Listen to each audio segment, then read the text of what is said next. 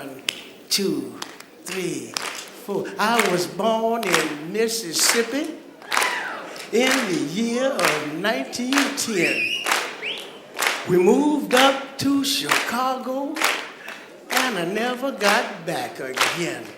Now, I played with Cab and Louie, with Doc and Streisand too, with Press and Clark and Dizzy, and all those other fellas too.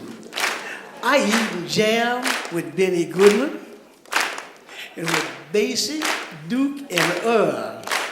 I toured England with Bing Crosby, and the Middle East with Pearl. Now, in 1939, I met Mona.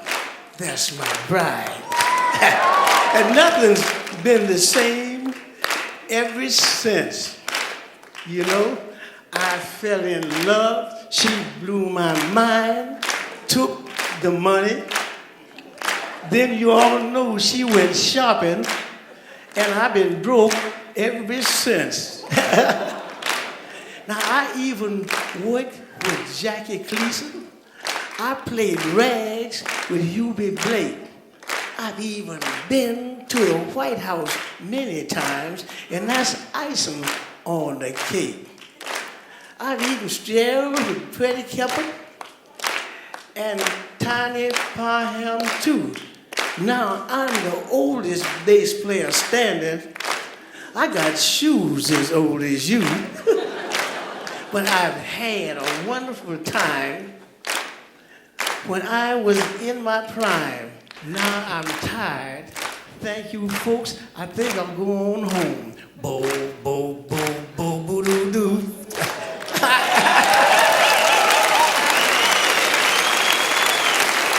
Thank you very much. Thank you.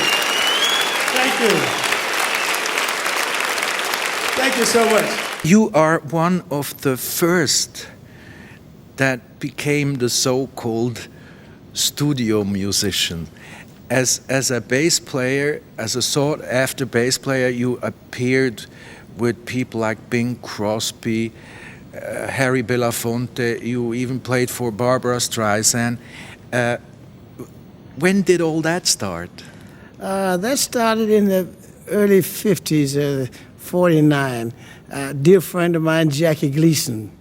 I had known Jackie Gleason before he became famous, when he worked in nightclubs and around over New Jersey. And we used to hang out together. And then he became quite famous. In the meantime, the tour with Cab Calloway was breaking up about that 50s. And I didn't have a job. And I was walking down the street one day, and I walked into Jackie Gleason, and he says, "What are you doing?" And I said, "Nothing." And he said to his manager, "I want Milt on my recording tomorrow."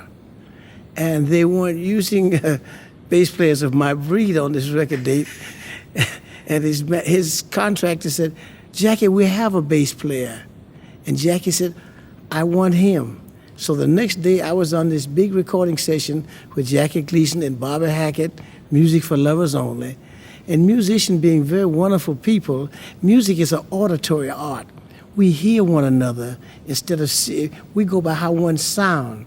And so when the musician on the date heard me play, they were very warm. They came over and shook my hand and congratulated me on the session. And there was a lot of musical contractors there, and they began to call me and say, "What are you doing tomorrow?" And the next day, and I began to get this work. Now, when you read your book, it's apparent that the 50 years of marriage, how many times were you able to see your husband? Because he was on the road, he's in the studios. Did you ever have a chance to talk to him? Well, you see, prior to the time that I had my first child, I traveled with him all the time. All the time. We were together 365 days a year.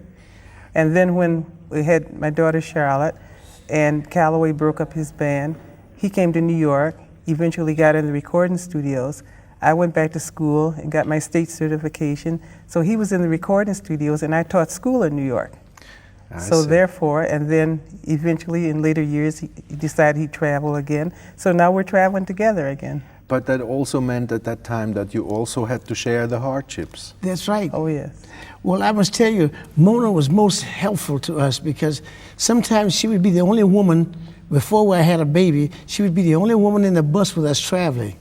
And conditions were very bad for us in the South. And we would get into town just in time to go to the auditorium, set up the music, and get ready to play. And while we were doing this, Mona would go through the neighborhood and make friends with the ladies in the neighborhood. And she says, my husband is one of the musicians that's in town tonight, and we have no place to stay, and they haven't eaten. Could you help me find some places to stay? And these ladies would like Mona, and they would say, well, yes, we'll take 2 guys over here, and we'll take 2 guys, Mrs. Smith will take 2 people over to their house. And she would put the address down, and then she would say, if you would be kind enough, if I go to the store and buy some chickens and some stuff, would you help me cook them? I'd be glad to pay you. And by intermission time, after we were playing, Mona would come down with this lady with a big basket of nice warm chicken and potato salad and a list of where we were going to stay that night. And she said, now Chewberry, you here, and Cozy Cole, you're staying at Mrs. Smith's house, and you over here, Milton, and you and I are over here. And these are wonderful days, and that's the reason so many musicians know Mona and love her and respect her, because she has gone through this entire thing with us. So you basically were one of the first good road managers without really realizing it. Yeah. At one point I had the job, when we did one-nighters on a bus, it was my job to stay up there and keep the bus driver awake until daybreak. Then the manager would take over, then I could take a nap. Oh. Yeah.